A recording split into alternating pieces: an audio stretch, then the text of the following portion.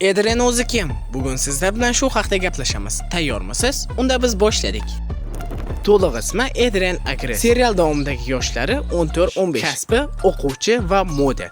Yashash joyi Parij, Fransiya. Qobiliyati abjir mushuk super qahramoniga aylanish, kuch-quvvat, tezlik, katalizm, ya'ni hamma narsani yo'q qilish kuchi. Adrian kim? Adrian Agres mashhur modachi Gabriel Agresning o'g'li.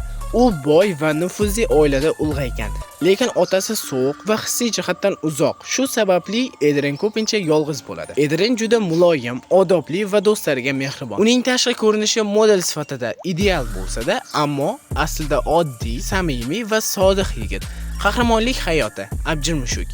Adrian Plug ismli kvami orqali abjir mushuk super qahramoniga aylanadi. U xon qizi, ya'ni Marinet bilan birga Parijni Akuma bilan zararlangan odamlardan himoya qiladi. Abjir mushuk sifatida Adrian erkin, quvnoq va sho'x qahramonga aylanadi. U hazil qilishni yaxshi ko'radi, ayniqsa xon qizi bilan janglarda. Abjir mushukning maxsus kuchi katalizm. U tekkan narsani darhol buzish yoki yo'q qilish kuchiga ega. Uni esa o'zbekcha mushuk quvvati deymiz. Shaxsiy hayoti. Adrian real hayotda Marinetning orzusi bo'lsa, abjir mushuk sifatida esa xon qiziga oshiq. Ironiya shundaki, u xon qizining haqiqiy kimligini bilmaydi va uning aslida Marinet ekanligidan bexabar. Adrian doim mehr va insoniylik izlaydi. Ayniqsa otasining sovuq munosabatidan aziyat chekadi. Onasini yo'qotgani uning hayotidagi eng katta dardlardan biri. Qiziqarli faktlar. Adrian pianino chalishni biladi. U samimiy va sodiq do'st, ayniqsa Nino va Marinet bilan. Abjir mushuk sifatida u jasoratli va ba'zan haddan tashqari tavakkal qiluvchi.